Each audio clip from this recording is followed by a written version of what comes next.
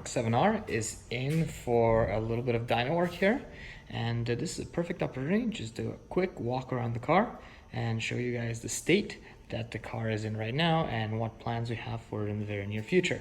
So the car is on coilovers. We'll have a better look at those when we get it up on the lift, and it's running 245 4018 PSS tires, sorry, P4S tires. Those are a new addition on these 18 by 8.5 Flow 1 wheels.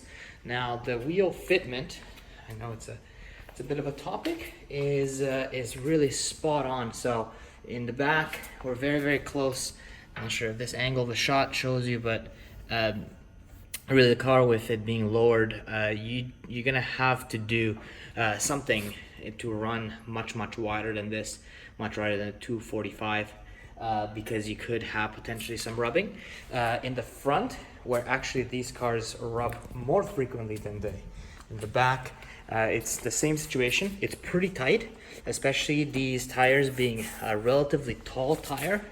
So remember that the car comes with a 35 series tire. Excuse me, this is a 40 series tire, and it's a 245 width. So I think it fills in the wheel well very nicely, but you are relatively close. And we are running here with -3 degrees of camber already up front. So this is probably an ideal tire and wheel setup that we currently have if you don't want to do major body work to make everything fit without rubbing. And of course, nobody loves rubbing. So let's get the car up on the lift and have a look underneath. We're here underneath the MK7R. So let's do a quick walkthrough and see what we've got here. So first of all, for engine mounts, we only have this insert, and we found it to be more than adequate for most uses. Even launching, this seems to be pretty good, and it really offers a good compromise between noise, vibration, and just the responsiveness from having the engine well connected to the subframe.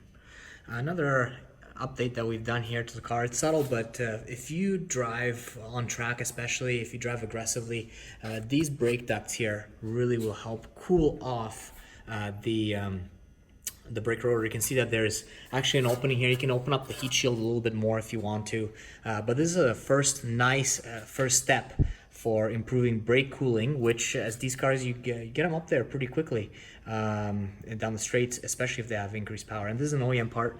This is an Audi part that bolts right on. Other than that, we see that we've got our coilovers right in there, and these are the ST-XTA coilovers. So they're KW shock, they're a one-way rebound adjustable, and this is at the top of both the front and the rear shocks, and most importantly, they allow camber adjustment in the front. So the geometry that this car comes from the factory with in terms of suspension is not ideal for performance driving, and the front end washes out and you get a lot of understeer. One of the first steps to fixing that is to add camber, and these coilovers not only offer the KW legendary dampening, but also the adjustability of camber in the front. Coming back here, so you can see there's the drive shaft, and we've got a catted CTS downpipe, and it's mated to a CTS turbo back. So there are some areas where you might find yourself very close to certain braces under the car. What we've done is, for example, we've lowered this brace here with a couple of washers. So we've put a couple of washers in between the body and the brace to effectively lower it and to get us a little bit more clearance to the pipe coming in. And finally, another important element to keeping this from banging around is, if you can see here, we've got urethane. They're made by Carpway, I believe. We've got urethane exhaust hangers. So if you find that your exhaust is banging around, especially with the tighter clearances here, having the rear diff and so on, you can try spacing some of the braces out like we have and get some urethane exhaust hangers. In the back, you can once again see the springs from the coilovers, and this is a DCC car, so we had to get the cancellation kits with the coilover system, and we haven't had any fault codes because of that. So what are our plans in terms of suspension? Well, because of our experience with the Mark 6 and we've seen how much more lively it can become for rear sway bar, this is an OEM rear that we're going to be swapping out and playing with an adjustable sway bar. And in the front, we want to add more caster. So in order to do that, and to also get a little bit stiffer in terms of bushings, we're going to have some new control arms in the front. So we have our eye on the white line units. We're going to be seeing what other options there are out there. But the additional caster and the stiffer bushings will really help the front end bite more and therefore give you a little bit more of a rear bias. So that's that in terms of suspension. What's coming down the pipe for this car. But in terms of engine performance, we've got quite a bit planned. So first of all, this car has a drop-in filter and a turbo vac exhaust, and we're going to be working on our dyno, which is like right there where that blue Focus ST is.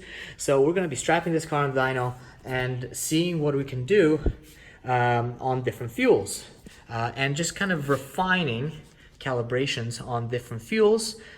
We already have quite a number of cars out there tuned at different power levels, but we want to put it on our dyno and just really tease out at what point do you need to swap out what fuel system.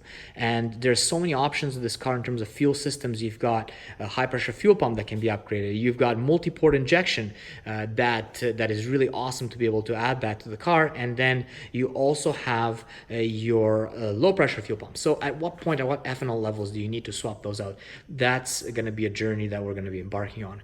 And because our dyno is a two-wheel drive dyno, we will be running this car in two-wheel drive mode, which is fine. I mean, it's the results will definitely be representative because that's how we're going to be doing all of our dynoing. And in order to do this as safely as possible, I've seen that these cars can engage sporadically the Haldex system. So we're just going to be disconnecting this guy right here and making sure that we don't have any sort of engagement from the rear while it's on the dyno. So that's a little walkthrough of our walk under our Mark 7 GTI, and we'll be sharing with you guys our findings as we build up this car with more fuel components, find their limits, and also with bigger turbos. We'll be sharing that journey with you.